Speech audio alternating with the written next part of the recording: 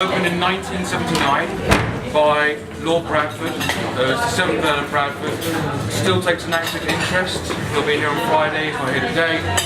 But he opened the restaurant to fill a gap between the market of pubs and cafes and expensive restaurants like Rules behind us. A very different class of English restaurant, very old, oldest restaurant in London, Rules, very nice.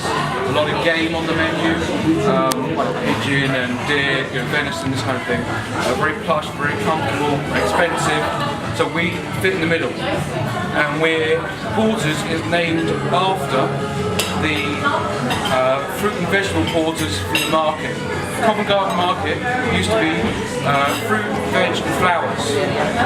They closed it in 1974 and moved it to Vauxhall, the other side of the river, and now it's retail, high-end retail, designer stores, biggest Mac store in Europe. That's what Covent Garden is now. It's a shopping centre. But when it had porters who would carry food on in baskets on their heads. I think the record is about 18 or 20 of these big baskets. And that's what Porters is named after. It's not named after a person. It's called Mr. Porter. It's named after the people who worked in Covent Garden. Now we've been going, so since 79, so that's 34 years, principally serving the same food. Still serving pies, still serving fish and chips. The only things we do now that we never used to do, steaks. We didn't do steaks before. We never used to do starters. It used to be main course and pudding, that's it. So today, starters we've been doing for about 15 years now, I would say. But they're all traditional English dishes.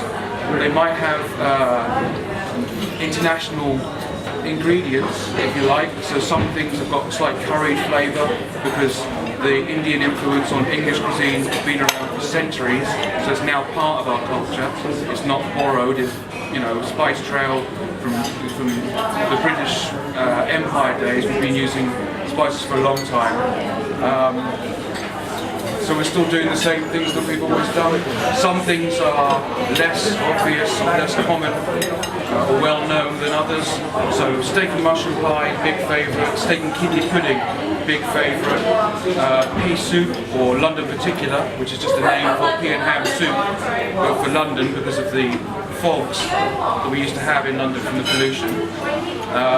And some things that aren't as popular or well known, which are things like faggots that have interesting names. They're like English meatball, but they're a contemporary and modern version of the dish, because the original dish a lot of people wouldn't like now because of what would be in it, which is cheap from the animals. So now we make just a beef faggot. And then sausages, things like this. Traditional English food, and then traditional puddings, spotted dick. But we've always done the same thing, and we continue to do the same thing. So, roast beef on a Sunday, which we also have to do on a Tuesday, but we only use sirloin, we only use British beef, we only use English and Welsh lamb, these kind of things. Trying to promote and maintain English food as it is. So we're an English restaurant, not a British restaurant. Okay. Porter, the drink. Oh, the drink, yeah. I mean, porter. This is the beers that we have. We have porter. We have several types. We have honey porter, and we have one that's called old style porter, which is much darker. These beers are from Suffolk, and you can buy them in supermarkets now. But when we started stocking them, there was 3 pubs that they own. 3 pubs that St Peter's own in London that stock St Peter's beer on draft, and we were the only people who had it in bottles. And this is actually... Is it brewed the same way as any beer?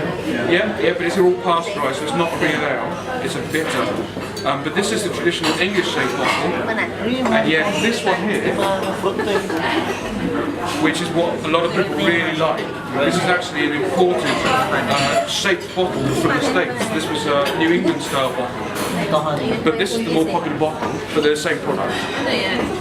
But this is the bottled ones, and then the ones we have have on draft, which is a London beer, very popular now, called London Pride Fuller's beer. We do a couple of Fuller's beers, a guest, and that. And the difference between the two is that that's pasteurised. It's a pasteurised beer, so it's got no live cultures in it, whereas the real ale, it's got live beer and live yeast. Thank you. All right? Thanks very much. Thank you. And I know you're in a hurry, so I'll let you leave now. Thank you, sir.